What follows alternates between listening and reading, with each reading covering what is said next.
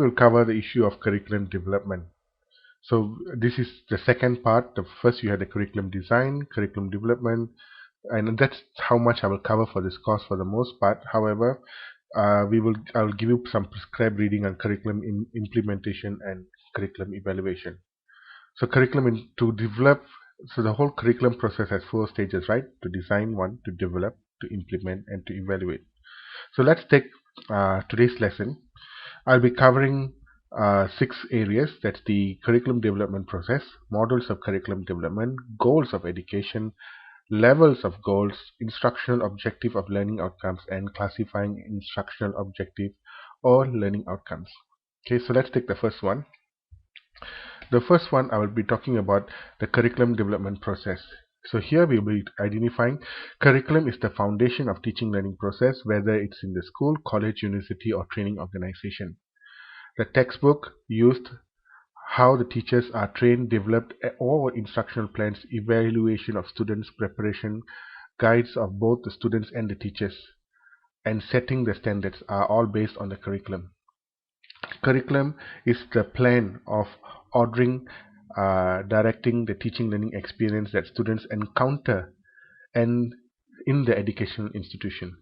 Finally, curriculum development is a process that continuously strives to find newer, better, and more effective means of accomplishing the task of educating the next generation. Now, the overview of curriculum developmental process is see, as I told you from the beginning, and I'm repeating myself again, curriculum is not just the syllabus. It's the entire thing. It's about activity, it's about the assessment tools, it's about evaluation of learning, it's the whole thing. Okay, so keep that in mind. The second notion we would like to talk about is models of curriculum development. So if we come to the models, let's see what we have. Models of curriculum, I will be discussing today 3 major models. Okay, the 3 models are called Tyler model, Taba's model, and backward design model.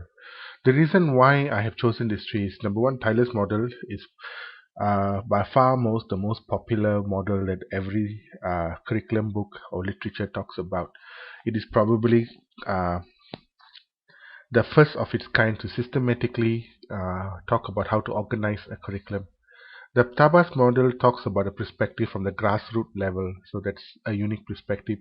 And the backward design model, it's probably one of those most pragmatic ways to set about designing a model. So we will start off with the Tyler's model. One of the best known curriculum models is the Tyler's model, introduced in 1949 by Ralph Taylor in the classic book The Basic Principles of Curriculum and Instruction, in which he asks 4 basic questions. The 4 basic questions are, let's see, the first one is, what are the educational purpose should the school seek to attain? What educational experience can be provided that are likely to attain this purpose? And how can this educational experience be effectively organized? And finally, how can we determine whether the purpose are being attained? So basically these are the 4, right? What's the main purpose we are having a school? What are the experiences you would like your students to gain? How can this experience be effectively organized? And how do you measure this experience? So this is the 4 basic model that Ralph Tyler talked about. So let's take the first one. What are the educational purposes should the school seek to attain? Identifying the purpose and the objective. This is really important, okay? So by purpose, Tyler was referring to the objectives, and when developing curriculum objectives, data should be gathered from 3 sources, namely subject area, the learners, and the environment. Okay, the awareness of the society. So you have 3 major parts. So obviously, for example, you may want to talk about, let's say, designing a curriculum in geography. So first, we will go and collect information on all the different geographical ideas that are suitable to be taught. Second, you would like to identify the ways or psychological principles that the learner can be engaged in a meaningful way. And finally, how the geography, knowledge, and the learner are situated within a society. So these are the three major areas that Tyler was talking about when you are considering designing a curriculum. Then the next one is identifying objectives uh, which are desired learning outcomes. The curriculum developer has to pass them through two screens, philosophy and psychology. Remember, I was telling you this was really important because this is where you are fully aware that how philosophy, that means why we want to learn, and how we learn needs to be integrated before we decide how to execute the whole curriculum. So the next second key question that Ralph Taylor asks is what education experience can be developed what education experience can be provided that are likely to attain this purpose. So this is an important part, and what Tyler talked about is selecting the means of attaining the achievement of these objectives, i.e. the educational teaching learning experience which to be provided to the students. Okay, and then he further elaborates that four major things uh, resulting uh, resulting from a specific instructional objective. Okay, resulting in a specific instructional objective which the state the kind of outcomes that are observable and measurable. The next step is to select educational experience which are attained of stipulated objectives. The learning experience have to take into account the previous experience learners bring into the situation, and finally uh, the learning experience will have to be selected based on what is known about human learning and human development. The third part that Tyler talks about is how can this education experience be effectively organized. So we talk about first organizing this education or teaching learning experiences, right? Okay. So he emphasizes that experience should be properly organized so that to enhance learning and suggesting that ideas, concepts, values, and skills be used as organizing elements woven into the curriculum. Okay, uh, these elements would serve as organizing, linking content within a particular subject. Okay, and to determine the methods of instruction or delivery of content. So this is where this is very important about organizing the teaching learning experience. One way as what Tyler recommends, is how when we do the spiraling curriculum, you may teach the same content in parts over a longer period of time. For example, when we teach students about writing skills, we do not teach them all in 1 year. We spread them out over 3-4 years. As the spiral goes up, they learn more complex ideas. See, that's another one. The other one here, he talks about how their content is woven into a bigger fabric. In that sense is when we organize the curriculum, let's say if you're organizing a typical first year curriculum in, let's say, architecture, you may choose subjects that are related. So when they go and acquire different learning outcomes, the outcomes can actually be woven into a bigger picture.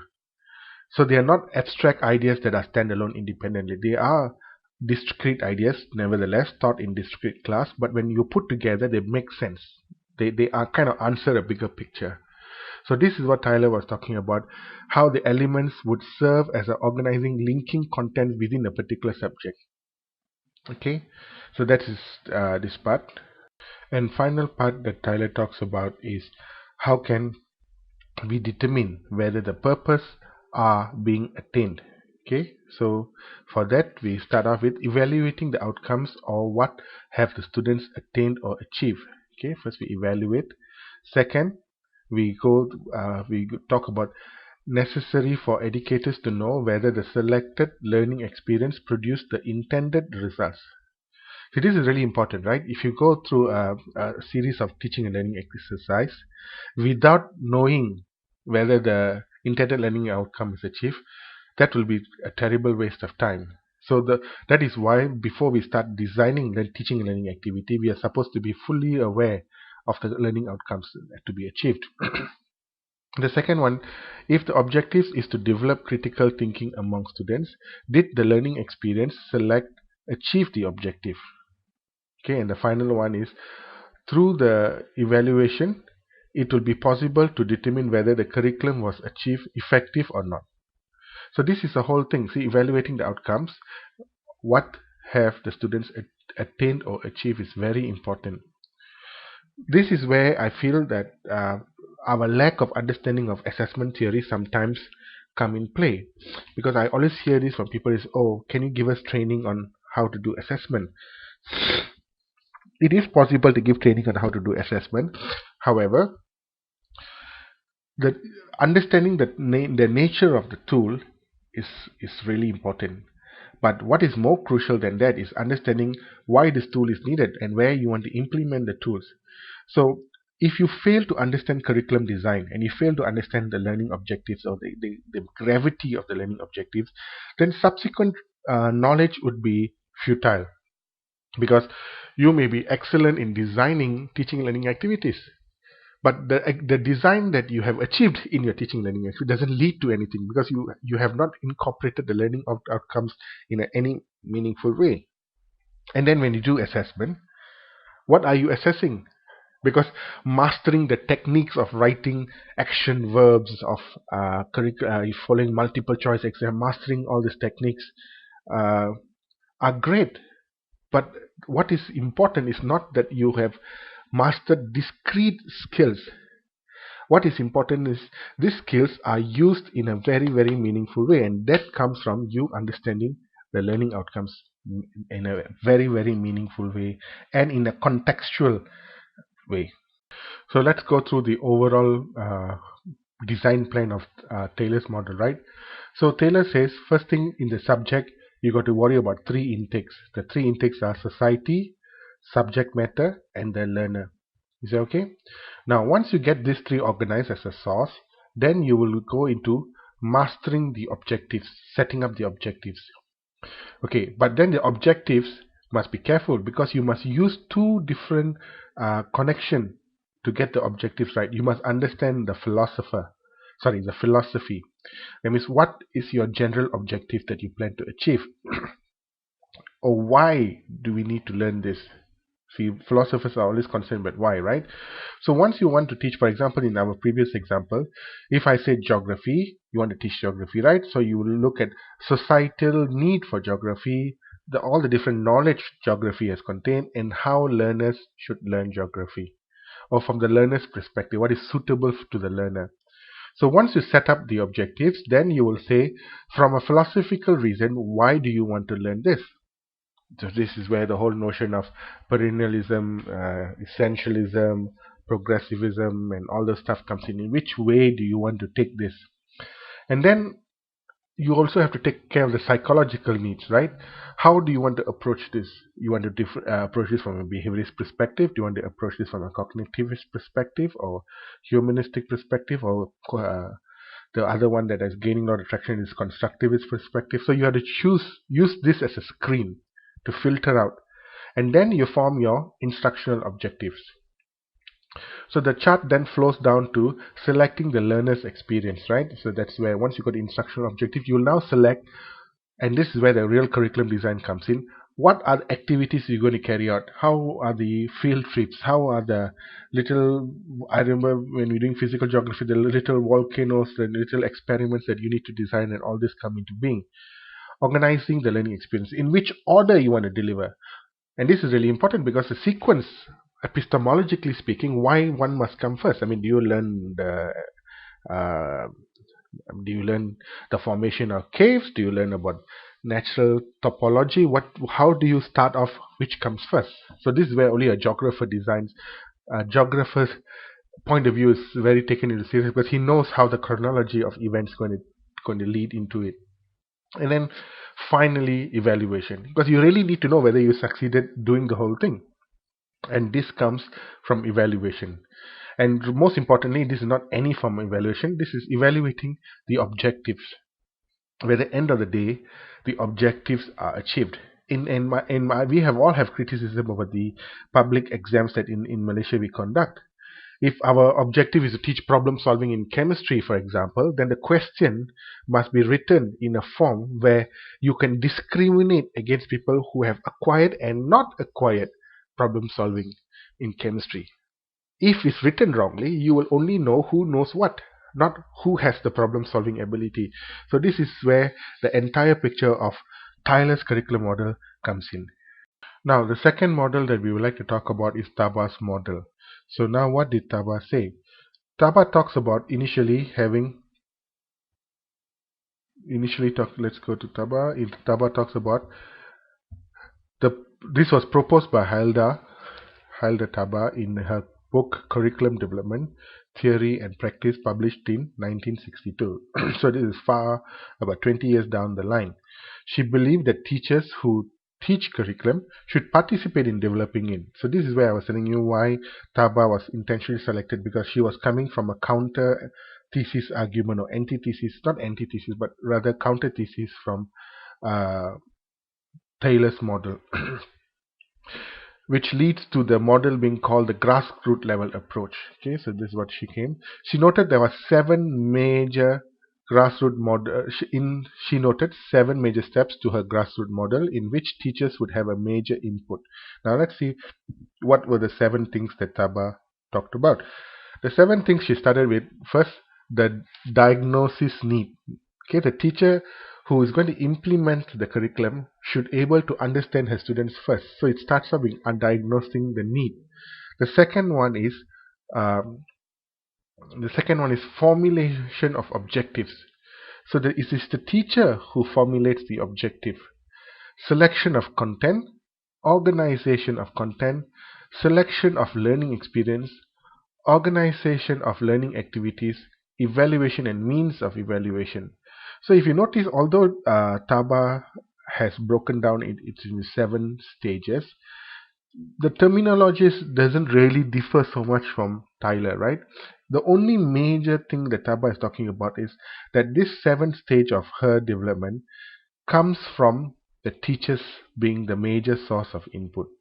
So so that is how she is different from the so this is how Taba is different from Tyler. Although her 7 stages or steps have many overlapping similar sounding terms from Taylor, but her major contribution is this whole curriculum design is very student centric, because it requires the teacher who's the closest to the student to come up with all this. Okay, then she she was of the opinion that Taylor's model was more of an administrative model. So that's where she talks about how Taylor was more meant to be a top-down decision making. A greater portion of the curriculum decisions were made by administrators in central office or Ministry of Education. So sad to say, in Malaysia, I mean, I don't know whether it's sad to say, but in Malaysia we are more prescriptive of Tyler's model, because if you notice, all our curriculum comes from some central office. However, in the tertiary level, we have an opportunity to be following Taba's decision, where the lecturer himself contributes to the curriculum design. So I guess in our context, it varies depending on what is your work of employment or place of employment. Okay, and then finally Taba felt that curriculum should be designed by the user of the program. Teachers should begin the process by creating specific teaching learning units for their students. And here she advocates the teachers to take an inductive approach to curriculum development.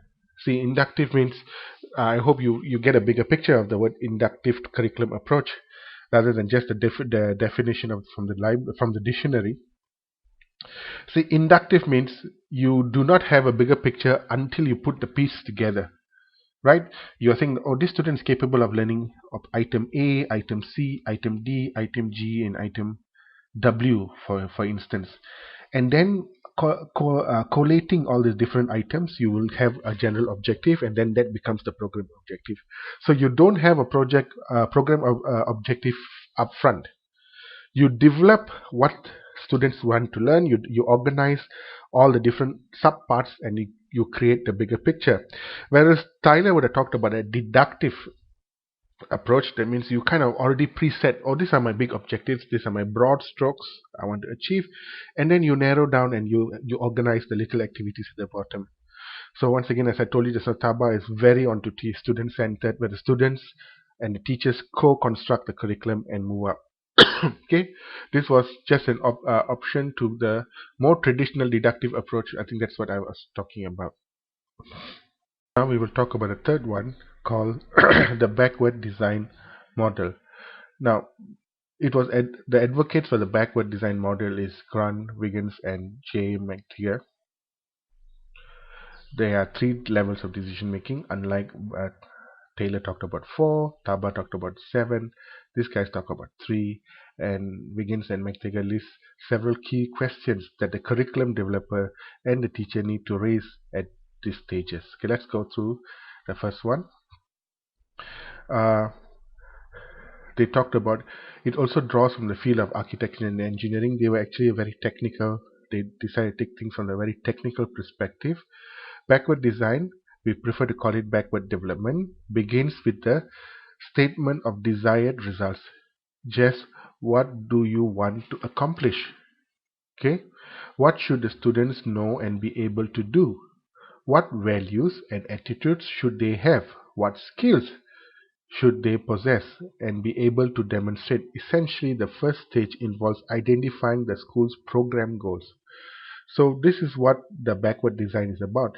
It's creating a list of what is the end goal.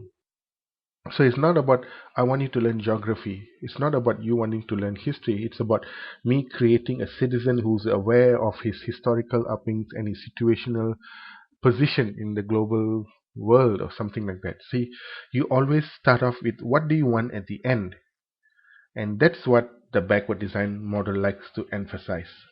So what the three decision making levels are: first and most general level, an educator considers goals and check on national, state and local content standards.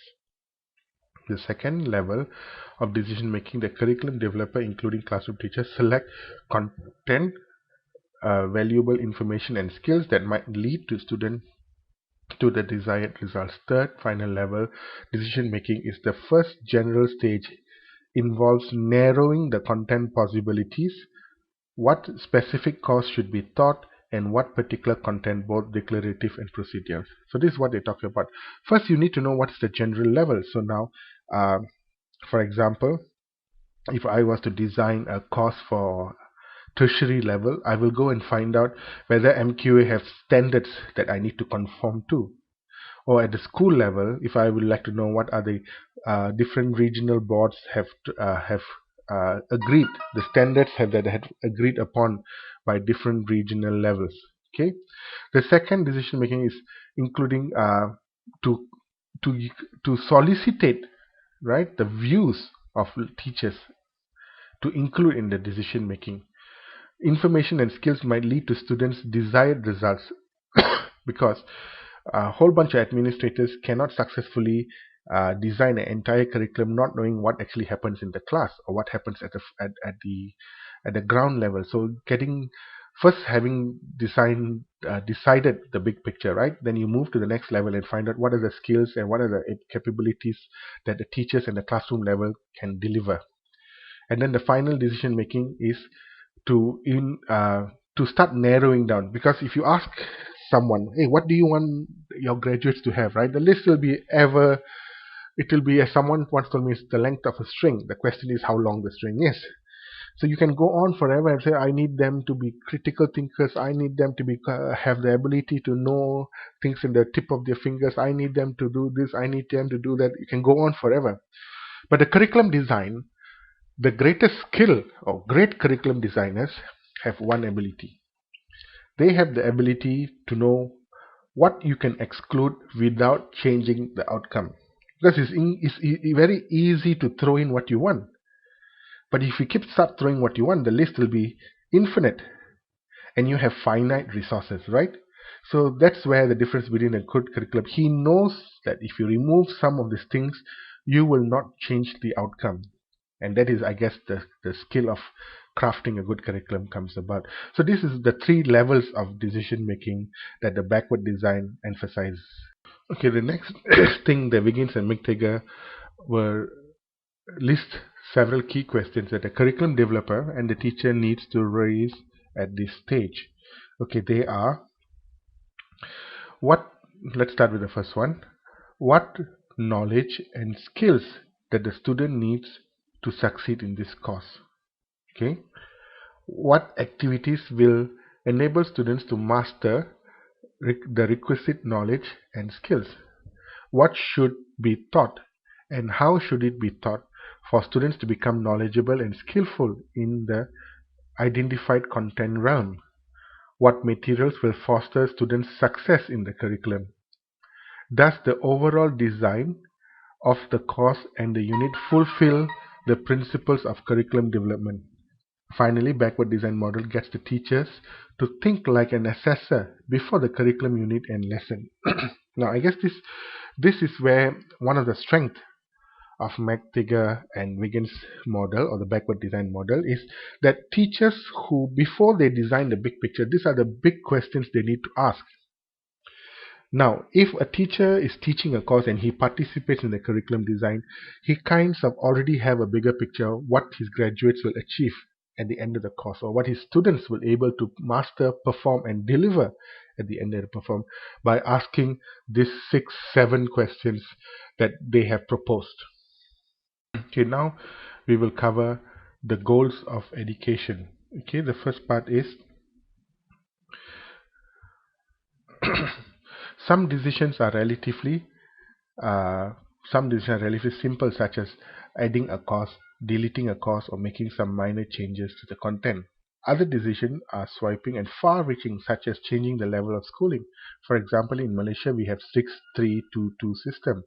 We have 6 years of primary school, 3 years of Form 1 to Form 3, what we call middle school. We have 2 years of high school, which is Form 4 and Form 5, and then we have 2 years of pre-university, Form 5, lower 6 and upper 6. Or in some countries they may have a 6-4-2 system, right? I think this is something like the American system. You have 6 years grade 6, then you have 4 years of secondary school and 2 years of pre-U, junior college, and things like that. Now the question is, how do you make this decision? This decision were made by someone, and how do you justify that this decision? How do you know this decision produces the best results and not anything else? The next thing you may want to talk about is, how does the one decides? All the 3 models of curriculum development emphasize the needs from the onset to plan statements of purpose for the education system. What do you want the students to able to do after completing primary school, or after completing secondary school, or even after finishing a degree in engineering? What do you want the students to do? So all 3 models, whether it's Taba, Taylor, or the backward design, you really need to describe first the justification of education. That means at end of completing the entire experience, the rituals of going through your system, what do you want them to be able to do? And then the final one would be, the curriculum planner will have to decide on an education philosophy from which the goals of education may be derived. So once again, we have talked a lot about this in the beginning, and it keeps coming back. You need to know why you're doing it. See, to design a curriculum, it will be good for knowing what you can do upon finishing the schooling system, and most importantly, you need to know why you are able to do all this. Okay, now let's talk about the levels of goals. Now, the level of goals, we have approximately 6 levels of goals. Okay, first we will start off, obviously we will start off with the educational philosophy. Now, educational philosophy, there are 4 important issues that we need to talk about. Initially, the initial task of curriculum planners is identification of an educational vision or philosophy which will form the basis of the planning. See, this is where I've told you repetitively in our workshops, in our classroom meetings, and so on and so forth, that if you can't get the initial stage, that means the philosophies, approach, and all this correct, then subsequently you will start contradicting yourself. So you need to get the philosophy right. Second is the vision statement or philosophy provides guidelines for curriculum development in organizing and incorporating programs and activities into a curriculum. And thirdly, uh, it reformulates the light of reality that enabled vision to be achieved through process of learning in school rather than remaining an ideal that is unachievable. And fourthly, educational philosophy will also reflect the national priority. So there are a few things that we need to worry about. The national priority in our case is common national curriculum in reducing varying interpretations, free primary education to reduce dropouts, use one language of instruction to unite the different communities. The educational philosophy of the educational system is the reflection of the national policy.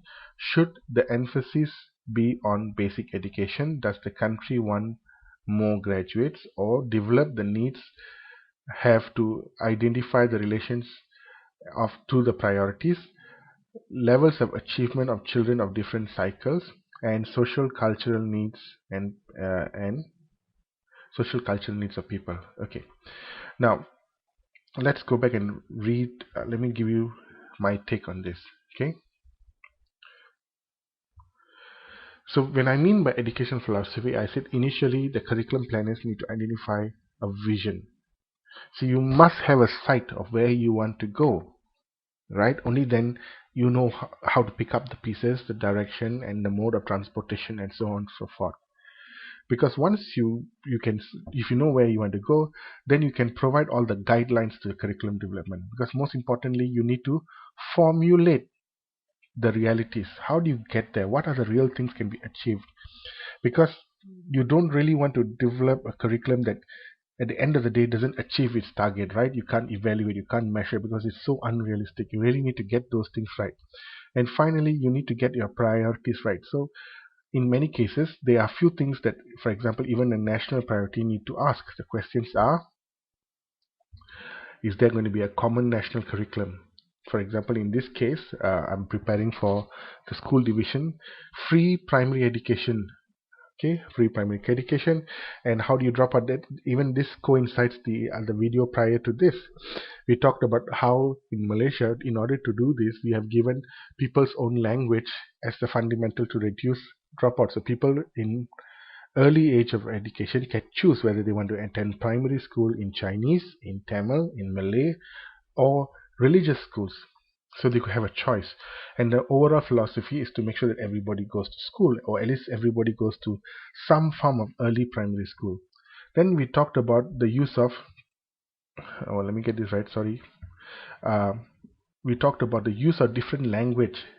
And now, particularly the maths and science have drawn a lot of attention. But once again, it comes back to this, the use of language.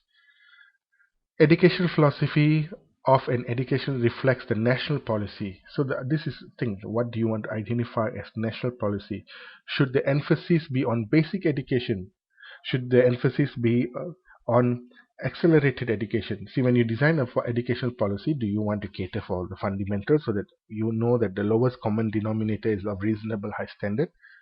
Or remember we talked about how in certain countries like India and Russia, the education system was catering for the elite.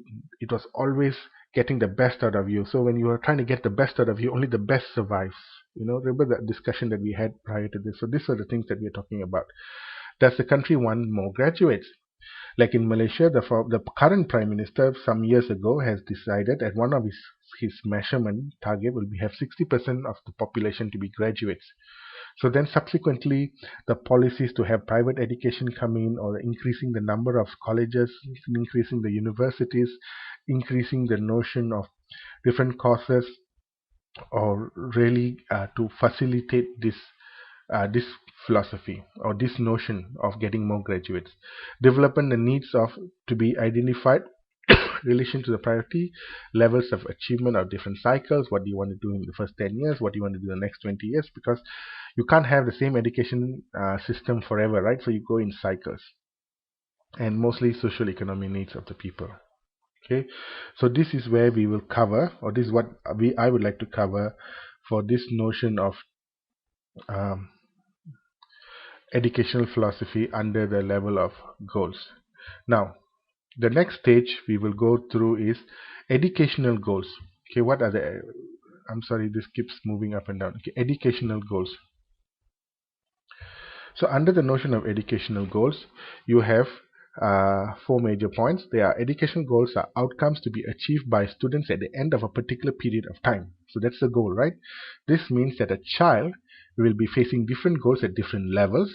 The goals are basic elements in the curriculum planning and should be clear and well articulated without ambiguity. Now, this is where I would say, a lot of problem lies, without ambiguity, right? Now, how do you have an unambiguous learning outcome when very explicit? Then remember, as we talked about in our class, when it's very explicit, then you kind of come into the thin borderline of between education and training. So, but nevertheless, a goal, in order to be measured, it needs to be unambiguous. And then you have to relate to human behavior. The goal itself needs to be measurable and predictable. So, for example, recovering from civil war, its key educational goals might be to be placed at developing self-confidence. Cooperative, responsible citizens need to overcome the existing conflicts. So, in Malaysia, when this is what's the scenario, we were recovering. So one of the goals is to relate to human behavior. For example, there could be a country recovering from civil war. Its key educational goal might be peace, developing self-confidence, cooperation, responsible citizenship, needs to overcome existing conflict. On the other hand, there could be a need for a particular country, could be a whole bag full of goals such as developing creativity, mental health, change, informed participation, basic skills, and so on and so forth. Ending the vision of cultural needs of society. There could be another one connecting development needs to education as an important strategy to achieve greater impact of education to society. So the goals should be related to the human behavior. Okay. So once again, the education goals, there are four, and most importantly, they all should come related to the human behavior, because you can't have a non-behaviorist goal, whether you like it or not. Now the next one will be curriculum goals. Okay, curriculum goals. Curriculum goals. A curriculum goal is a proposal or a desired end statement in general terms. So the curriculum has a goal, right? Because in order for you to start a journey, you need to know where the journey ends. So the journey itself is called the curriculum goal. It has to have a general term, saying by end of this, the student will be able to do this, or have acquired this, or able to demonstrate this. So your statement, the curriculum goal is a purpose of desired end stated in a general term. The next one is no time period is specified when the goal must be reached. Neither is mentioned of the criteria achievement mastery. The curriculum planners expect students to accomplish it as a result of exposure to the segment or all programs of a particular educational institution, and goals provide direction of the curriculum. Okay. Students shall acquire knowledge and skills necessary for functioning as good citizens in their own school and community. Schools should seek to promote physical and emotional health of students. So these were key important goals. Okay, once again, let me review the curriculum goals. Very important, right? Because you need to get this right. The curriculum goal is a purpose or a desired end state in general terms. So you would like to say that I would like to, for example, by end of this journey, reach Tanjung Malim. But you don't want to go into very specific by saying that I will reach Tanjung Malim in 30 minutes. No. Because what happens is then you become a very technical curriculum. In order to have a broader curriculum, you do not want to specify certain things, because then you kind of hijack the whole notion of teaching and learning process. So a curriculum must have an end state, but there shouldn't be no times. Neither mention criteria of achievement. For example, coming back to my first example, my goal is to reach Tanjung Malim. I wouldn't want to say that I'll reach Tanjung Malim in 30 minutes, and I wouldn't want to say that when I reach Tanjung Malim is when I reach to my favorite mama stall in this address, because Tanjung Malim could be a broader area, not a particular shop that I would like to go to. Okay, so these are the few things that the curriculum goal, it needs to be broad, it needs to give room for people to come in at different stages and acquire different skill, a broader notion of skills and knowledge. Now, after finish talking about curriculum goals, we will talk about curriculum objectives. Remember, objectives are much more specific. Goal is to tell you the big picture, where do you want to go or where do you want to hit end of this. So that's the curriculum goal. Now, curriculum objective, on the other hand, allows you to be very specific, but this is where I would say the rubber hits the road. This is where you have to tell exactly all the different things that are going to take place. So to start off with, curriculum objectives are derived from curriculum goals. Makes sense? Curriculum objective is the purpose and end stated in a specific measurable terms. Now, whether you like it or not, this is how objectives need to be written, because if you're unable to measure a very specific way, then you wouldn't know you have achieved. See, if you know the objective is to get to Tanjung Malim to eat chapati, then if you know you would have achieved when you have crossed the border of Selangor, got into Perak, and you are in a town approximately called Tanjung Malim, and you are in a shop eating chapati, then you know you have reached the curriculum objective. So it needs to be very measurable. Okay, the next level would be, it is a refinement of the curriculum goals. Okay, because once again, you need to always relate it back to the goal, right? The curriculum goal itself. Now, they specify the performance standard for the students from whom the curriculum is designed. So in my case, I would say that if my goal was to reach Tanjung Malim, and my objective was to reach Tanjung Malim to a particular shop to eat chapati, then I would know I've achieved the curriculum objective when I'm in a shop eating a chapati that is reasonably tasty, for example. And then the curriculum goals, students shall acquire knowledge and skills necessary for functioning on daily basis, a good citizen in their own school and communities. Setting the following curriculum objectives can be derived. So now, once again, the objective is up to us, whoever is designing curriculum. What are the end objective? If it's to design a curriculum, a citizen, then to have values that a good citizens have. If it's to design a good mechanical engineer, then he will have the KSA, knowledge, skills and aptitude of a good chemical or mechanical engineer. Okay. Now the sub points for this is the majority of students will obey the rules and regulation of the school, in this case citizenship, right? More than 80% of students will be involved in at least one voluntary activity. So this is how you know that you have achieved good citizenship. Note that the curriculum objective refines the curriculum goal. Many curriculum objectives can emanate from one curriculum goal. So if your curriculum goal was to create a professional chemist, right? That is a curriculum goal, but your curriculum objective is, what does professional chemist means? There are maybe 6 steps or 6 characteristics of a professional chemist. So you could operationalize the 6 objectives in order to achieve the single curriculum goal. So next we have is the instructional goal, and the instructional goal is, at the instructional phase, curriculum objectives are translated initially into instructional goals. The instructional goals is a statement of performance expected of each student in a class, stated in general terms. It is the general intention of the course of instruction without criteria or achievement.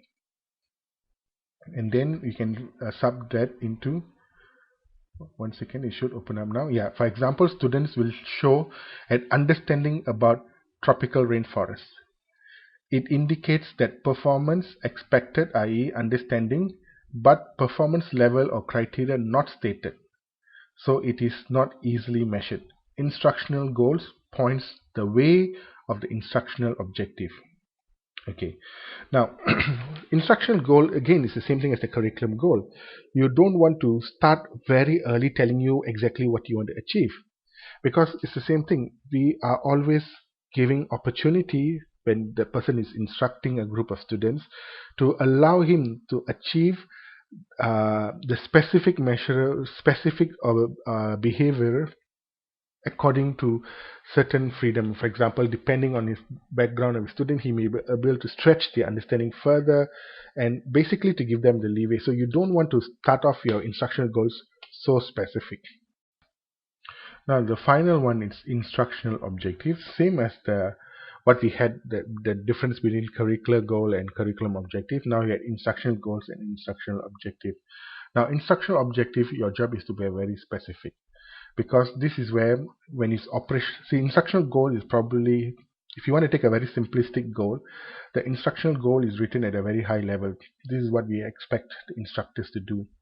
Then instructional objective is written at a local level, where you know these are the resources you have, these are the quality of teachers you have, this kind of the competency of students that are already in your class, and this is how you will execute. So instructional objective is could be written at a much more lower level, so that they are specified or customized to a particular setting. Okay, so now instructional objective is a statement of performance to be demonstrated by each student in the class. Okay, so what we have there, we have it states in a form that is measurable and observable. Now, whether you like and depending on your philosophical approach, now school system is it's like any other system. It is accountable, and when you say accountable, one of the way to demonstrate delivery is to measure the observables. So this is where the instructional goal objective needs to be written in a form where it is very easy for you to justify the activity has taken place. Okay, the next one is the other names given for instructional objective are specific instructional objectives, specific learning outcomes, behavioral objective, performance, activities, competencies. These are different nomenclatures basically reflecting on instructional objective. Then you have an example of an instructional objective. At the end of this lesson, students would be able to describe 5 characteristics of tropical rainforest. So it's as explicit as that. They want 5. They don't want you to describe a rainforest. They want you to describe what are the 5 characteristics of rainforest. So they're talking about very specific definition. Okay, and then it's important that you state clearly that the instruction objectives you intend to achieve at the end of the period of instruction. See, people need to know that that's the end. I mean, if the story goes on and on and on, you will never know that is the objective. So you need to be very explicit, and people need to know when the story has ended. Okay, so obviously that is a very key feature of the instructional objective. The next thing we would like to discuss here is it determines the selection of content. So you need to know, because I told you this is done on a micro level, right? So you need to know the kind of textbooks you have, the internet, the connectivity, the speed of connection you have in your campus, and then the reference books and so on and so forth. So the determination of selection of content needs to be also done at this stage.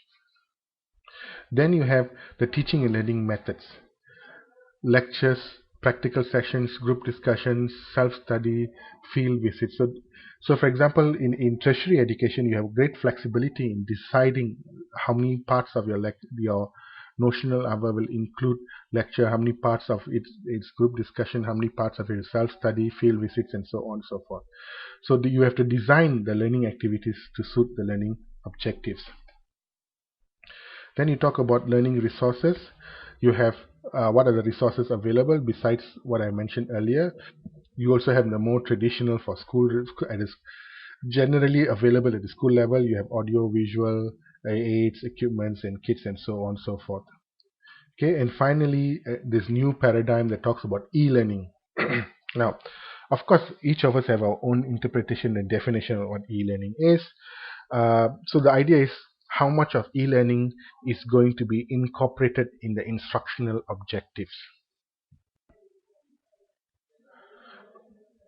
Okay, the next one is the instructional objective learning outcomes. Now, I've given a separate section, although we talked a little bit about this in the earlier section, because for most part, curriculum developers need to be aware that this is the actual part that is generally debated about in the public space. Instructional objective and learning outcomes, because this is how you know why you are going into the class day in day out. What is your main purpose? Is to deliver the instruction, is to participate in the instructional objective and achieve the learning outcome. Now we will start off with the first one.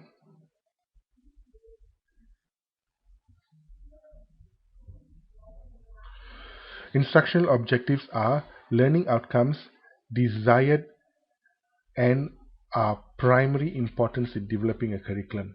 This is very important for us to get it. Instructional objectives are the learning outcomes desired and the primary importance of developing curriculum. Because if you don't get this in the beginning of class, right, how do you distinguish an entertaining lecturer and an effective lecturer? An entertaining lecturer could keep you laughing in stitches, right? You could be having such a fun time in his class. But end of the day, you need to ask, has the instructional objective met? Have I acquired the desired learning outcomes? Now, an effective teacher, on the other hand, has this well-balanced ability of keeping you engaged, at the same time making sure that you have an opportunity to absorb and engage and participate, and most importantly, acquire the learning outcomes. And the second one, objectives point to an appropriate content to be selected, how teaching and learning is to be conducted, and ways of assessing performance of this objective. So that's a very important part of the objectives, instructional objective. In the past, traditional description of a course simply refers to content. What was the teacher would cover? So this is where the more accountable curriculum is, when you are very specific. You do not say, today we are going to do Newton's third law. So whereas a properly crafted instructional objective or learning outcome would be, by end of this lesson, the student will be able to understand Newton's third law, will able to demonstrate some of these calculations or some of these concepts, or able to solve problems from this dimension or this area. So they need to be very explicit, rather than saying, today we will cover this, tomorrow we'll cover this, and it's just going through a list. Because you need to have the behavioral objective very well crafted, that you know that you have achieved. The next one is, there is, however, been a shift in thinking about teaching and learning, which the learner and the learning and the learner now seem to be the primary importance. So once you have this behavioral outcome very well crafted, right, the shift systematically shifts from teaching to learning. Because if you are just describing the traditional approach to learning objectives, instructional objective, the instruction will be completed when the last sentence of the lesson plan has been delivered. But now shifting the paradigm towards the learning objective, then the instruction is only ends when the last learner in the class have acquired the learning outcome. So teaching becomes a means of facilitating learning in the learner. So this is a major shift, and this is, as I said, it takes a long time if you understand curriculum design, because we constantly hedge on our historical traditions, right? So although philosophically and generally speaking, we would like to engage students at this level, but many of our classroom lecture does not cater for this, or it's yet to evolve, because we haven't seen a very mature classroom yet.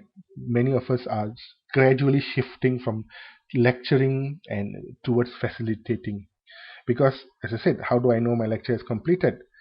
If I was faithful to this philosophy, I will know my lecture is completed when every one of y'all demonstrate certain behavior that I already predetermined.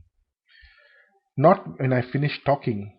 And if you see in my class, I'm also a hypocrite. I generally try to engage many of y'all, but I end my lesson when I have nothing else to say for the day. not after every one of you all have demonstrated the behavior. So as I say, it's a long way. We are all part of the learning curve, but this is what this instructional objective is talking about. So the next one we would like to talk about is the teacher-centered approach. Okay, the teacher-centered approach generally talks about teaching in generally seem to be about transmission of knowledge, focuses on the teacher, well, focusing on what the teacher did, and the goals and subjects are where expression in terms of content which the teacher would transmit. So this is your traditional teacher-centered approach. So now the question is, you need to be judge of my class. Am I teacher-centered? That means I just focus purely on transmitting knowledge. I come in class, I blah blah blah blab my mouth for 3 hours, and when I'm done transmitting, I dismiss the class and leave. So this is a very traditional approach, and if to be fair, if you look around you, almost all education institutions, for most part, still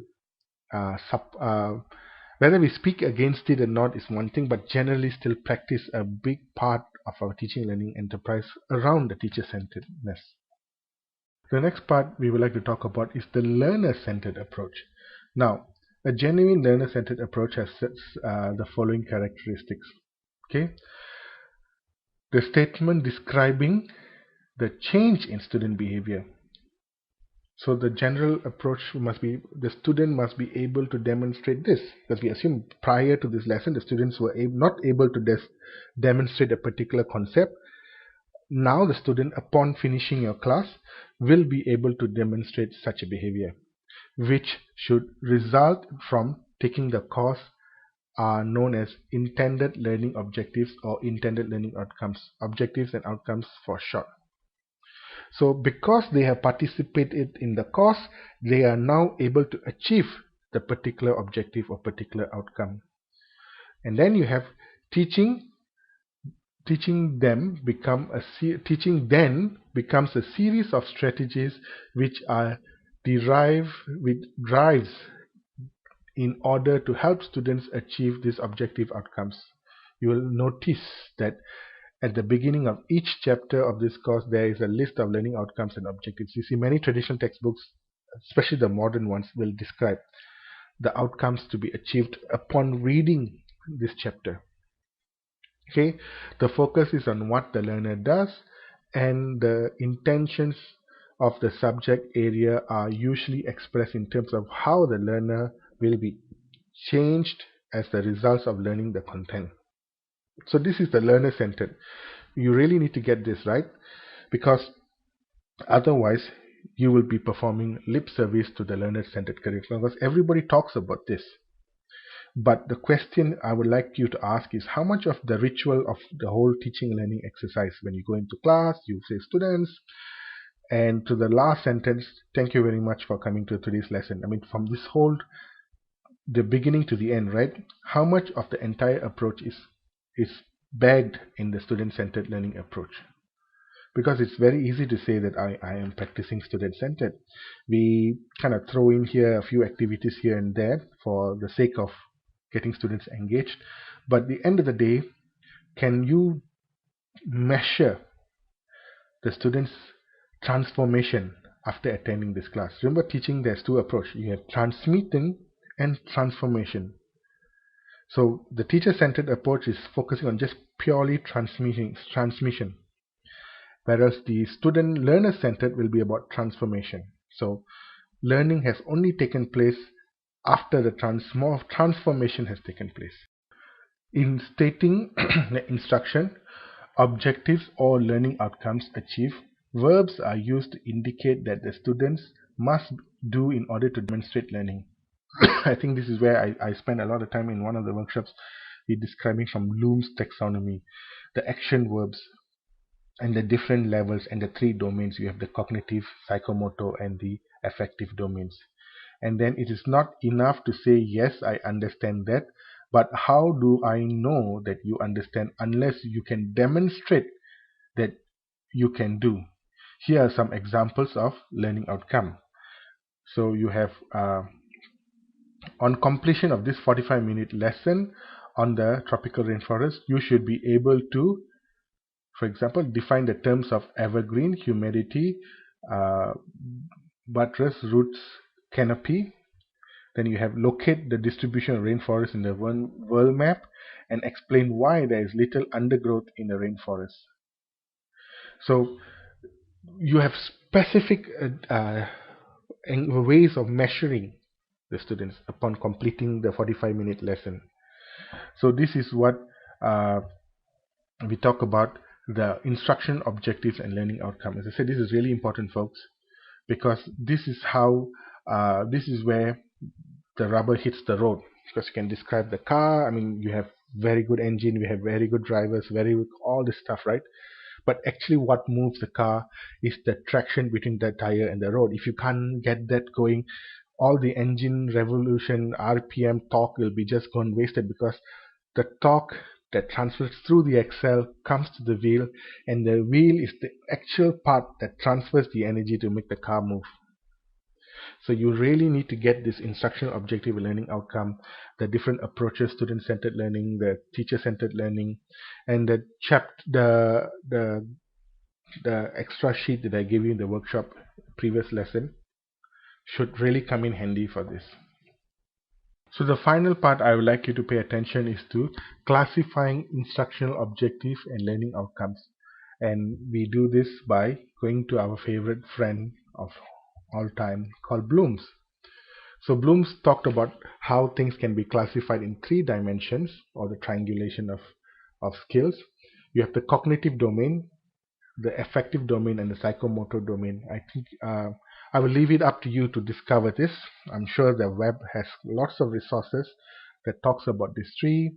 Most importantly, I need you to pay attention to not just the levels, but the general active verbs that are associated at each level.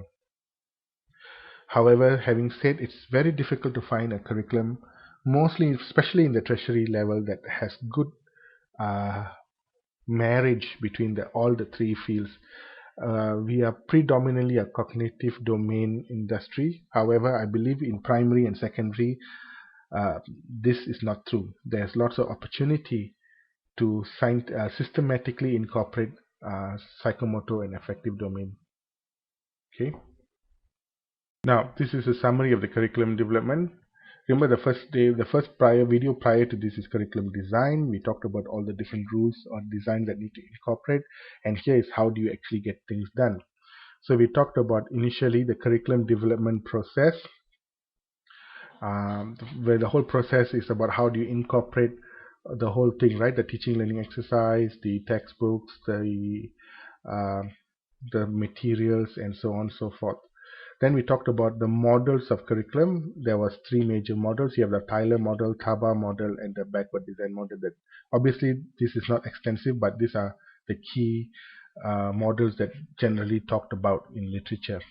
Then you have educational goals, talking about why we have the structure that we have, and what is the end outcome of by participating through this structure.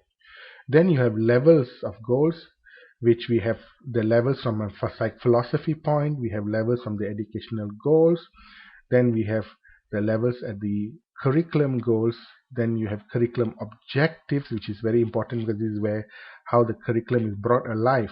You see, the goals talk about the grand things, grand targets, but the objective talks about the actual outcomes that are produced.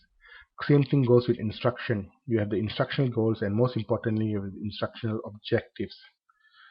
Then I I gave you a full mind map of instructional objective and learning outcomes. And finally, we talked about how do you classify the objectives, and that we rely purely on Bloom's taxonomy and few other taxonomies, but generally Bloom is taken to be the father of, Bloom's work is considered greatly by many academics, and Bloom talks about how the knowledge can be derived from 3 taxonomies. You have the cognitive domain, the affective domain, psychomotor domains. So as I mentioned earlier, please make sure that you take some effort to identify the levels and the action verbs that are associated with each level. Thank you very much.